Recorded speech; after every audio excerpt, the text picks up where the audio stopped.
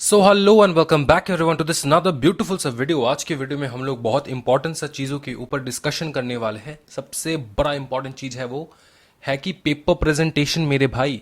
How do we present the paper in a beautiful format and the best format that is possibly draftable in the answer paper. ठीक है, तो वो हम लोग discuss करने वाले हैं। ये वीडियो जो है ये एक जनरल वीडियो होगा for all the law papers. ठीक है, except the MCQs obviously.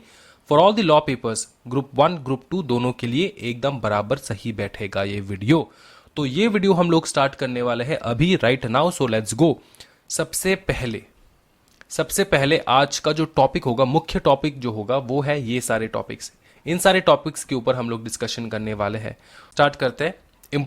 First है improving your handwriting. In just 2 minutes, you can improve your handwriting. How? Is it magical? Yes, it is magical. Okay. In just 2 minutes, you don't have to practice for 1 month. You just have to sit for 2 minutes and then your handwriting will be improved magically. I know 90% of the students have worse handwriting. I think that is why आपका clear नहीं हो रहा है, because examiner जो है वो समझ ही नहीं पा रहा कि आप क्या लिख रहे हो। भैया, आप अच्छा हैंडराइटिंग किसको कहलाता है? Acha handwriting is not that if you're writing in cursive like this, like this, like this. No. That is not beautiful handwriting. This is beautiful. Okay, fine. But this is also beautiful. If you're writing straight, that is also beautiful. Okay. What is our goal? Our goal is not to present the answer very, very beautiful with all the, lepapoti on the face. No, not like that. What we have to do is we have to write the answer in such a way that it looks good in the paper and the examiner, the person who is checking your answer paper, he is able to understand what you are writing. समझ में आ रहा है? कोई दिक्कत वाली बात नहीं है। ठीक है, that is what we call as a good handwriting. ठीक है, तो वो हम लोग बात करेंगे। सबसे पहला टॉपिक, इंपॉर्टेंट मुख्य टॉपिक होगा ये। उसके बाद होगा the second topic is about the perfect way to answer sub points. Mean sub मतलब यहां पे अगर लिखूं तो sub questions. Okay, sub questions. How do we answer sub questions? एक फॉर्मेट होता है सब क्वेश्चन का भी, अभी से देख लो। बहुत यहां पे ना आपका कम से कम ईच आंसर में 1 मार्क तो एक्स्ट्रा बच ही जाएगा आपका। ठीक है, मतलब आपको मिल जाएगा, अगर मिलना था तो मिल जाएगा वो। क्यों सर, सिर्फ सब पॉइंट्स के हिसाब से अगर हम लोग लिखे तो मिल जाएगा? हाँ जी, मिल जाएगा। इसमें प्रेजेंटेशन बहुत बढ़िया होना चाहिए। कैसे होना चाहिए मैं आपको बताऊंगा, कोई दिक्कत वाली बात नहीं। इसमें भी 2 मिनट लगेगा, ज्यादा टाइम नहीं लूंगा मैं आप लोग का। उसके बाद आंसर का लेंथ। ठीक है, 1 पेज का लिखे, 2 पेज का लिखे, 1.5 पेज का लिखे। Okay, and if the question is asking for 5 marks, how much should be right? If it's asking for 8 marks, how much should be right? If it's asking for 3 marks, how much should we write? On an average, these are the number system of your entire executive level. Okay, sometimes they ask for 4 marks also, but that comes inside this 5 mark. Okay, so you don't have to worry.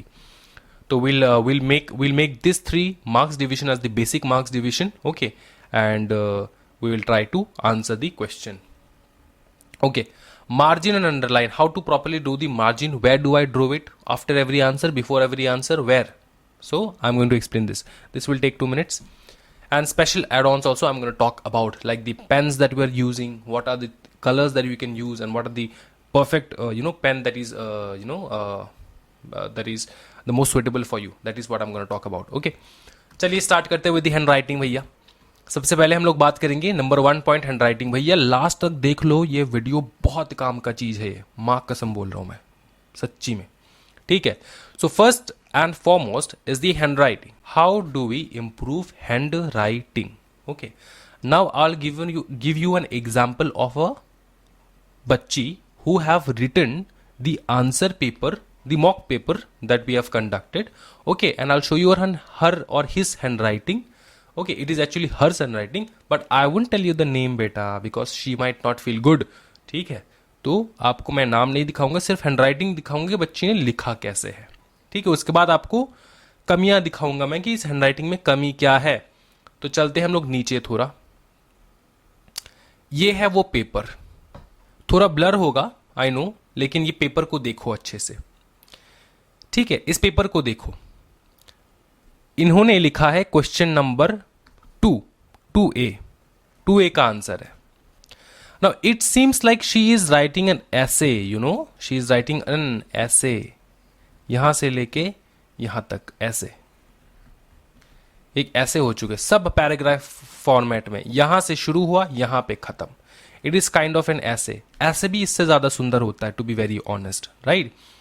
जिसका भी paper है, देखो बुरा मत मानना, यही समय है आपको इम्प्रूव करने का, ठीक है। तो हम लोग इम्प्रूवमेंट पे ध्यान देंगे, अंडरस्टूड ना, कैसे पेपर को इम्प्रूव करना चाहिए। अब अगर हैंडराइटिंग को पास से देखे तो उतना ज़्यादा बुरा नहीं है हैंडराइटिंग, ठीक है। हैंडराइटिंग उतना ज़्यादा बुरा नहीं है, अंडरस्टैंडेबल है। पेड अप लिखा है, शेयर कैपिटल लिखा है, 10 करोड़ लिखा है, रिजर्व लिखा है, सरप्लस लिखा है, ठीक है। आर नेगेटिव बाय 30 करोड़, ये सब लिखा है, दैट इज अंडरस्टैंडेबल। इस बच्ची का हैंडराइटिंग भी सही है, लेकिन प्रेजेंटेशन की वजह से जो आंसर पेपर चेकर है उसका दिमाग खराब हो जाएगा। He will not like to check this paper, do you know why? Because the presentation is so worst.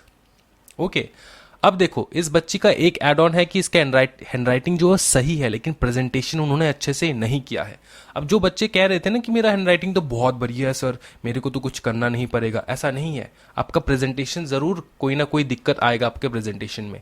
तो इसमें हम लोग बात करेंगे प्रेजेंटेशन कैसे करें, वो थोड़ा नेक्स्ट का टॉपिक है। लेकिन मैं हैंडराइटिंग के बारे में कह रहा था कि जैसे आप देख रहे हो कि आपका हैंडराइटिंग जो है वो थोड़ा छोटा है, ठीक है, थोड़ा छोटा है।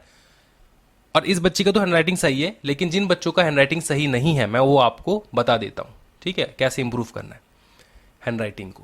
बहुत सिंपल टेक्निक है, बहुत सिंपल टेक्निक है। आपका हैंडराइटिंग खराब है, कोई दिक्कत नहीं है। यहां पे लिखना है आंसर टू, ये आंसर टू तो लिखा रहेगा, आपको लिखना है answer to question number 2A, ठीक है। ये ऊपर में लिख दिया आपने, अब यहां से स्टार्ट हो रहा है आंसर, ठीक है। यहां पे आंसर अगर जब आप स्टार्ट करोगे, कैसे स्टार्ट करोगे देखो अच्छे से, मैं यहां से स्टार्ट कर रहा हूं, ठीक है। देखना जिन बच्चों का हैंडराइटिंग सही नहीं है अच्छे से देखो, आपको क्या करना है, आपको ईच लेटर सेपरेटली लिखना है। फॉर एग्जाम्पल ऐसे देखो, ACCORDING, अकॉर्डिंग, ठीक है, सेपरेटली लिखा। एक एक अक्षर जो है वो एक दूसरे के साथ टच नहीं होना चाहिए, ठीक है।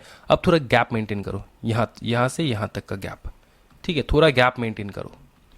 अकॉर्डिंग टू, ठीक है, सेक्शन 96 ऑफ दी, ये मैंने 2 लाइन लिखा है। अब इस लाइन में आप गौर कीजिए क्या क्या मैंने चेंजेस किया है। अगर आप कर्सिव लिखते हो, ठीक है, आपका हैंडराइटिंग छोटा है, यू राइट कर्सिव, और आपका हैंडराइटिंग बुरा है ऐसे करके, मतलब एक के साथ एक जो है ACCORDING अकॉर्डिंग टू सेक्शन ऐसे करके कर्सिव लिखते हो, उसको छोड़ दो लिखना, कर्सिव लिखना बंद करो, सीधा लिखो, सीधा ऐसे ऐसे लिखो, सीधा, अंडरस्टूड, सीधा लिखो। और what you have to do is you have to maintain the gap in between, you see the gap, ये कांस्टेंट गैप होना चाहिए भैया, ऐसा नहीं है कि ऐसा मत लिखना, according to section 96 of the, यहां पे गैप जो है ये थोड़ा ज्यादा है, यहां पे गैप है ही नहीं, यहां पे गैप है ही नहीं, यहां पे थोड़ा अलग गैप है, यहां पे थोड़ा अलग गैप है, यहां पे बहुत ज्यादा गैप है, यहां पे थोड़ा गैप है। तो इस प्रकार का नहीं ड्राफ्ट करना है। ये जो गैपिंग सिस्टम है ना, इसको अच्छे से आपको मेंटेन करके चलना है। आपका हैंडराइटिंग बुरा है तब भी जाके आपका अच्छा ही लगेगा दिखने में, समझ में आ रहा है ना? तो इस बात का ध्यान रखना है, बहुत अच्छे से ध्यान रखना है, ठीक है। You understand what I am saying? So this is the thing you have to take care of. What? The first thing is separate letters. दूसरा बताइए कि दूसरा क्या है? Gaps. This is what you have to maintain, ठीक है। This is the thing you have to take care of, bro. This is the thing you have to take care of. These two things you have to take care. Okay, the first thing is these two things you have to take care. That is the separate letters and the gaps between two words. Okay, your handwriting will be beautiful. 2 minute खत्म हो चुका है. We'll look to the next thing. Next big stuff, that is the perfect way to answer sub questions. अब होता क्या है देखो examination में define the following. Okay, they might ask you define the following. For example, A, B, C, D. Okay, A, B, C, D. For example, this is question number 4. This is question number 4. Define the following. They've asked you to define the following, and this consists of 4 marks each. ठीक है, 4 marks each. Define the following. You have to write one answer in one page. Understood? One answer in one page. Or they might ask you, for example, question number 1. This is one question. This is second question. This is second question. This is the third question. This is the fourth question. This is the fifth question. Now here, each question 4 marks. You have to write each question. This is question number 1, A, B, C, D, E. Each question in one page. Okay, each question in one separate page. Understood? One separate page, each question. The third type of question is question number 2. Question number A, 1, 2, 3. So 1, 2, 3 and 4. Understood? 1, 2, 3 and 4. Now this is question number B, question number C, question number D. Each question 4 mark. Now students are confused कि भैया जब ऐसे question पूछा जाए तो हम लोग कैसे आंसर करें, और क्या पता ये क्वेश्चन जो है केस स्टडी का है, एक प्रकार का केस स्टडी का क्वेश्चन है. अगर फॉर एग्जांपल केस स्टडी का क्वेश्चन भी पुट किया जाए तो हम लोग इसको कैसे टैकल करें बताइए. इस प्रकार के क्वेश्चंस को आपको एक आंसर को एक पेज में लिखने का ज़रूरत नहीं है. आप सारे आंसर्स जो है एक ही पेज में ड्राफ्ट कर सकते हो, प्रोवाइडेड दैट आपका मतलब ज़्यादा बड़ा आंसर ना हो, वरना तो आपको दूसरे पेज में जाना होगा. सिर्फ इतना बात आपको समझना है, इस प्रकार के क्वेश्चंस में आपको एक आंसर एक पेज में लिखने का ज़रूरत नहीं है. नीचे जगह है, उस जगह को मेंटेन करके आप सेकेंड आंसर भी ड्राफ्ट कर सकते हो. अगर क्वेश्चन में एक केस स्टडी है तो प्रोविजन सिर्फ एक बार आप ऊपर में लिख डालो, जितना भी प्रोविजंस है उसी के अकॉर्डिंग नीचे आपको 1, 2, 3 एंड 4 देके you have to draft the other answers. You understood? आपको प्रोविजन बार बार ड्राफ्ट करने की जरूरत नहीं है. Is that clear? I hope that's clear, right? अब after answering question number A, question number B will go to the next page, question number C will go to the next page, question number D will go to the next page. Each new question to a new page. Understood? Understood? I hope that is clear. अभी अगर कोई भी किसी भी प्रकार का doubt है तो कमेंट सेक्शन में जरूर कमेंट करें, अभी के अभी. So this is how the sub questions are answered. ठीक है, you have to keep this in mind, right? उसके अलावा the length of the answers, the length of the answers. For example if you have, for example, if you are answering of a 8 mark question, JIGL में question number 5 जो है वो आते हैं for 8 marks. Now if you are answering the question for 8 marks, how do you draft the answer? How long it should be? You can write this answer for 1.5 pages, no problem. But if you are answering for 3 mark question, you have to make one thing clear, that you are not writing this answer more than half a page. Half page. Don't write answer for 3 marks for 1.5 pages or 1 pages. Don't write this answer for 1 pages. You understand what I'm saying? Okay? जितना mark का question उतना छोटा या फिर बड़ा answer. कभी कभार क्या होता है कि क्वेश्चन नंबर 3 में ऐसे क्वेश्चन पुट किया जाते हैं जो कि हमारे फेवरेट दिल के करीब का प्रोविजन हो और अपने को लिखने में बहुत मजा आ रहा है, लेकिन वी हैव टू अंडरस्टैंड कि इस प्रकार के क्वेश्चंस को सिर्फ हाफ पेज जो है अपने को ड्राफ्ट करना, इससे ज़्यादा नहीं. क्यों? बिकॉज अपने पास टाइम की कमी है. इस प्रकार के क्वेश्चंस को ज़्यादा से ज़्यादा 5 मिनट दे सकते हो, और 8 मार्क के क्वेश्चंस को आप ज़्यादा से ज़्यादा 10 से 12 मिनट का समय दे सकते हो. इसमें कोई दिक्कत वाली बात नहीं है. So you have to utilise this entire time, okay, very properly. You just have the first hour you have only 45 minutes, the next hour you have 1 hour, and the next hour you have 1 hour. That is total 3 hours. Okay, you have 2.45 hours, 2.45 hours with yourself. So you have to manage the time very, very, very nicely. Understood? अगर 8 mark का question है तो 12 minute, 8 mark का question तो 12 minute, 3 mark का question है तो 5 minute, और अगर 5 मार्क का क्वेश्चन है then you can go for 8 minutes. 8 minutes, you can go for 8 minutes, that's not a problem, right? और इसको कितना लंबा लिखना है? अगर if you are answering if you are answering a 8 mark question, 5 mark question and 3 mark question, अब इस 5 mark में 4 mark दिया है, ठीक है. So how long should you write? This 8 mark you can write for 1 page or 1.5 page. Max to max 1.5 page is sufficient enough, right? उसके बाद ये एक पेज में लिख सकते हो, आप कोई दिक्कत नहीं है. 3 मार्क का हाफ पेज, ठीक है. इतना आप ड्राफ्ट कर सकते हो. ऐसा नहीं कि 3 मार्क वाले क्वेश्चंस जो है वो आपके दिल के करीब है and you are keeping on drafting and drafting. 2 page लिख दिए, 3 पेज लिख दिए, फायदा नहीं है ना. इस बात का ध्यान रखना है, ठीक है. Okay, understood. Length of the answers are clear. Next we will go to next. What we are seeing is the margins and underline. Now I will take you to that बच्ची's paper. Okay. Now this beautiful girl, what she did is, इन्होंने की points को underline तो किया है, कोई दिक्कत वाली बात नहीं है, बट इसको प्रेजेंटेशन नहीं कहते for writing an answer. How do you right an answer? अगर इसमें आप लिख रहे हो रिलेवेंट प्रोविजन, अगर आप लिख रहे हो फैक्ट एंड एनालिसिस, अगर आप लिख रहे हो कंक्लूजन, तो कैसे लिखना है. अगर आप ये तीनों चीज नहीं लिख रहे हो तो कैसे लिखना है. अगर आप लिख रहे हो तो कैसे लिखना है, वो सबसे पहले देखो, ठीक है. सबसे पहले देखो कि इफ सी एंड कंक्लूजन, ये कौन से केसेस में लिखना है. जब भी आपको केस स्टडी दिया जाएगा तब आपको इस प्रकार से ड्राफ्ट करना है, ठीक है. कोई दिक्कत वाली बात नहीं है. अब जैसे आप आंसर शुरू करोगे, इसको आपको अंडरलाइन कर लेना है. ऐसे करके अंडरलाइन करो या फिर ऐसे करके अंडरलाइन करो, कर लेना अंडरलाइन. अब जो आप आंसर यहां से शुरू करोगे अकॉर्डिंग, ठीक है, तो ये जो लिखते जाओगे आपको इसी को मेंटेन करके लिखना है. यहां पे लिख नहीं देना है, ठीक है.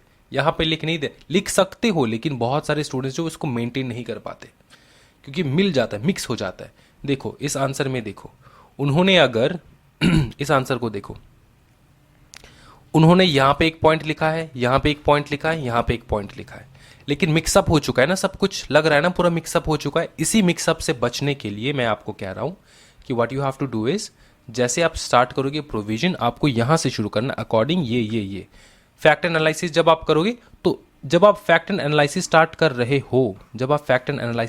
हो, एक बात का ध्यान रखना है कि यहां पे प्रॉपर गैप होना चाहिए, ठीक है. इसमें प्रॉपर गैप होना चाहिए. मतलब आंसर को यहां तक ड्राफ्ट किए, इसके बाद एक लाइन का गैप जो है वो छोड़ो, एक लाइन का पूरा 1 से 2 लाइन का गैप पूरा छोड़ो. उसके बाद फैक्ट एंड एनालिसिस लिखो. उसके बाद आप यहां से ड्राफ्ट करना शुरू करो, ठीक है. ऐसे करके ड्राफ्ट करो. यहां पे नहीं घुसना है, अंडरस्टूड. यहां पे नहीं घुसना है.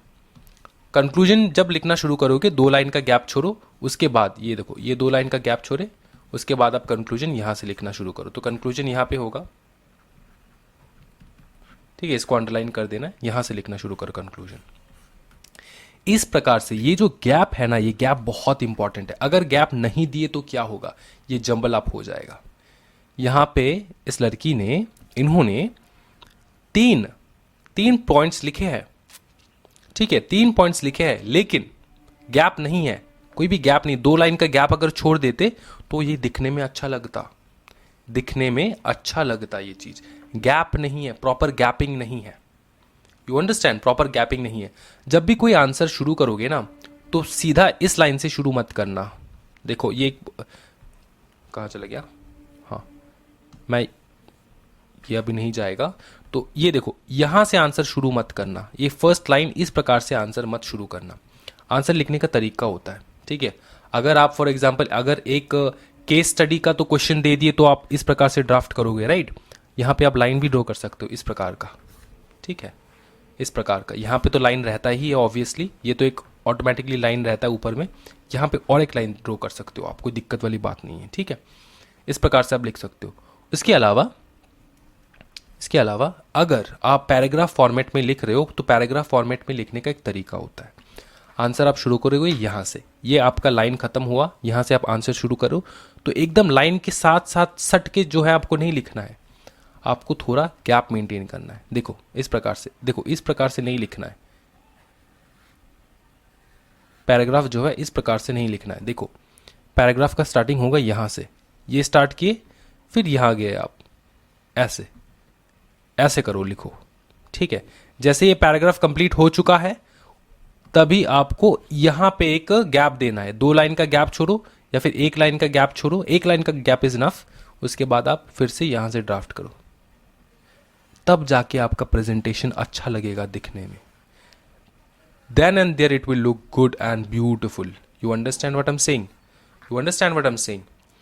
That is how you have to draft a proper answer. That is how you have to draft a proper answer. I hope it's clear enough.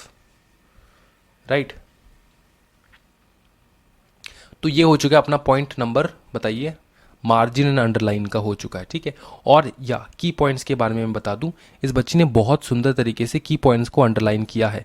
दूसरा पेन यूज करना, 2 पेन यूज करना। एक पेन है आपका ब्लू पेन जो आप लिख रहे हो, the pen that you're using for writing the answers, and another pen should be the black pen for underlining, ठीक है, underlining the key points. Then and there it will look very beautiful, the presentation. And you know, first impression is the last impression. ठीक है, कोई दिक्कत वाली बात नहीं है।